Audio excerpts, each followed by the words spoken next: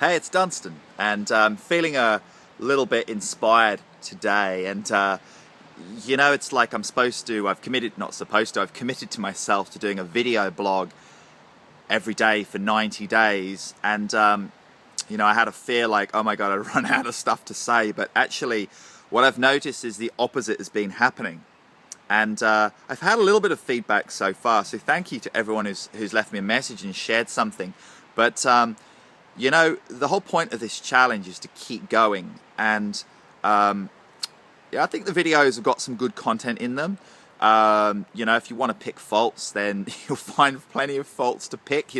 I'm not in a studio, I'm in my garden, I'm holding the camera, so there might be a little bit of wobble. But the point of this isn't about being perfect. This is about going forward, yeah? And so what I want to talk to you about today is, it's a little bit edgy, but it's a really powerful metaphor. What I want to talk to you is something you probably won't hear from many business teachers or mentors. My question is, what have sex and selling got to do with each other? The first thing they have in common is that there's someone out there watching this going, ew, he just said sex. Because you're not comfortable with sexuality. Hey, that's cool, no judgment. And if you don't want to watch this, that's fine. But there's also people out there who are probably amazing practitioners and healers who are saying, ew, he just said the S word, he just said sales. No, I wouldn't ever possibly want to sell something to another person. I just want to help people. See, just like sex, selling, we've gotten mixed up in our minds that there's something wrong with it. So ultimately, when you go into a situation where maybe sex might come up as a topic for conversation, or maybe you might want to proposition someone with your products or your services, when you get to that stage where you say, hey, I've got something to offer you here. Would you like to do this with me? Now, the ultimate question I have for you is, where's your balance of, are you doing that for the other person, to help the other person, or are you doing it for yourself? Now, ultimately, you're probably doing it for both. Whether you see someone that you meet someone in a bar that you like and you say, hey, would you like to go to bed with me? Or when you say to someone, I'm an amazing coach, do you want me to help you? Would you like to be a client? Because my question is your focus on what you get from that transaction, or is your focus on what you give? You see, if there's someone really good looking and, afterwards you're like, yeah, I was with him or I was with her, then chances are you're probably doing it for the wrong reasons. Are you doing it to feel good about yourself? Are you doing it to get for yourself?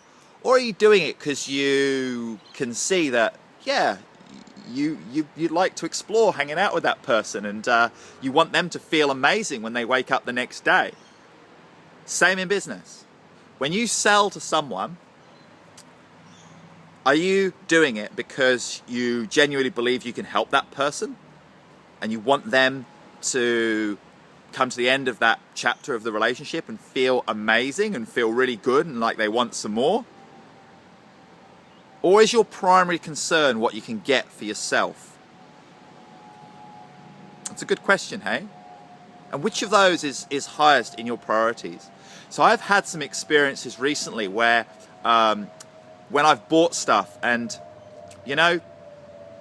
sure, it's got some good value in it, but the problem for me was that I was learning from people where I felt that what was most important to them was their bottom line and what they got.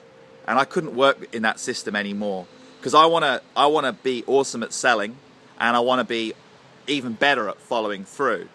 I'd also like to improve my chat up lines, my pickup lines, to be able to follow through on that one too, because I'm terrified of talking to beautiful women that I don't know.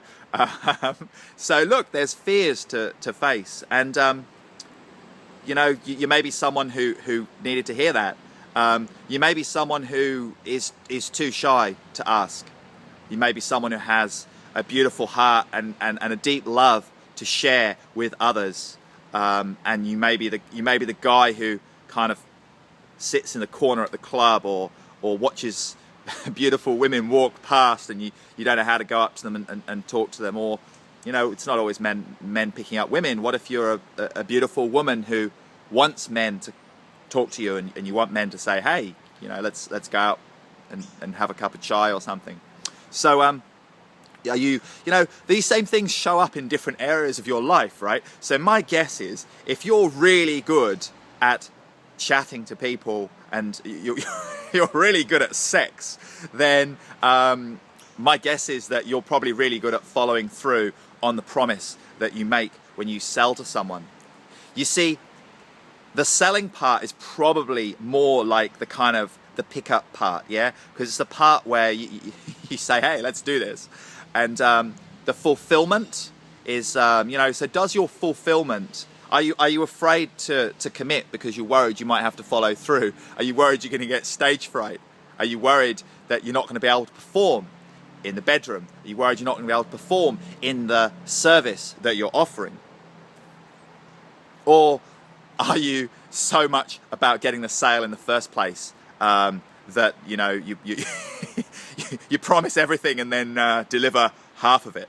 So this is a great theme to explore. And you see, just the same as with sales, you know, and sales and sex, both of them, there's a whole load of techniques that you could study, right? So, you know, yesterday I read about the Jones system, or the Jones technique, where you tell people that they've got to keep up with the Joneses. And, you know, sure, there's good little techniques, but ultimately this is down to who you are as a person, yeah? Who you are as a person and what kind of people you attract to you. And, you know, this could equally apply to you if you're in a relationship or if you're single. If you're in a relationship, yeah, how is your relationship to sex? Are things flowing beautifully? Are you able to connect in that way? Because, you know, if you're stuck with your sales, maybe you need to get things moving a bit in the bedroom. So you need to communicate more with your partner and practice offering and asking. And so I'm guessing there's about 2 people still watching this video, because the rest of you are all too uncomfortable to listen to me talking about sex. But anyway, so for you, the one who's still listening, thanks for going through to the end. And there's another little metaphor. You know, what's your staying power like? Do you build long-lasting relationships where you show up repeatedly for that person, or are you all done in 5 minutes? You know, wham bam, thank you ma'am, I got the sale, I'm out of here. So anyway, sales and sex, I love to see what response this one gets. So don't be a stranger, leave me a message and let me know how you like the video. Is it something I should talk more about, or should I shut the hell up? I'll catch you on the other side. Bye.